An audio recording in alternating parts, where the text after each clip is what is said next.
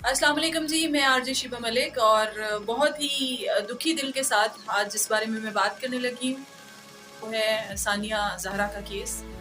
उसके बारे में बात करने लगी हूँ मैं आज, क्योंकि आजकल सोशल मीडिया पे बहुत सारे लोग उसके बारे में बात कर रहे हैं, इन्वेस्टिगेशन भी हो रही है। इतना ब्रूटल मर्डर जो कि उसके हस्बैंड ने किया है और बहुत ही तकलीफ हो रही है ये देख के कि इंसानियत कहाँ गई है, हम लोग कर क्या रहे हैं। अगर आप किसी के साथ खुश नहीं हैं, अगर आप किसी रिश्ते में खुश नहीं हैं, आप उस इंसान को छोड़ क्यों नहीं देते? आप उस इंसान को छोड़ दें, रादर कि आप उस इंसान को इतना ज़लील करें, इतना ख्वार करें कि बाद जो है कत्ल तक जा पहुंचे, आप उस इंसान को छोड़ दें। If you are not happy with somebody, please release that person. आपको उसकी जान लेने का कोई हक नहीं है।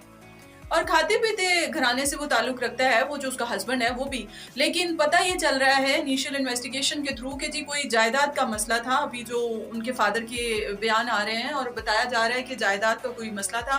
वो कह रहा था कि जो तुम्हारे हिस्से की प्रॉपर्टी है वो ले लो, और उसका बाप ये कह रहा था कि मतलब मैं इन दोनों बेटियों के नाम करके ही जाऊंगा, मेरा बेटा ऑलरेडी जो है वो खत्म हो गया हुआ है, तो मैं जो कुछ मेरा इन बेटियों का है थोड़ा सब्र कर लो।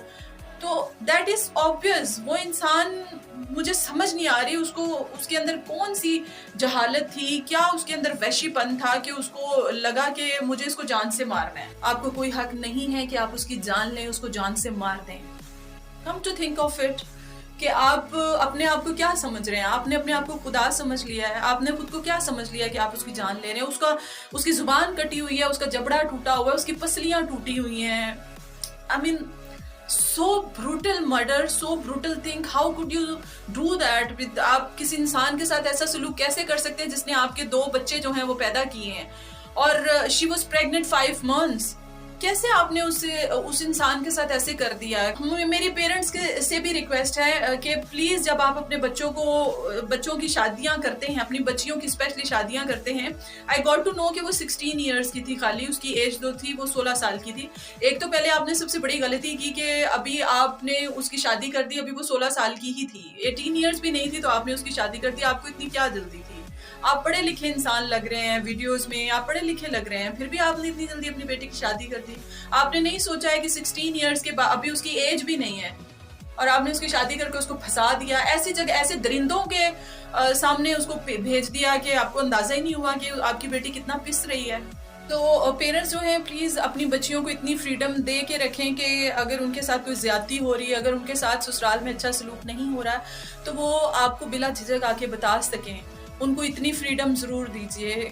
हम कब तक इस चीज़ से डरते रहेंगे, डिवोर्स से डरते रहेंगे? और कितनी लड़कियां हैं ऐसे, बहुत सारे, ये कोई पहला केस नहीं है, ऐसे बहुत सारे केसेस पहले हो चुके हैं। So please for God sake, if you are not happy with somebody, leave that person. But किसी की जान लेने का आपको कोई हक नहीं, कोई इख्तियार नहीं है। आई विश जो है वो कानूनी तरीके से जो है सही वाली जिसको कहते हैं उनको सज़ा मिले, एंड उनको भी पता चले, उस फैमिली को भी पता चले कि किसी की बेटी, किसी की माँ, ज़ाहिर है 2 बच्चे वो छोड़ के जा रही है, कि कैसे किसी की ज़िंदगी जो है वो छीन ली जाती है। It's so sad to see that.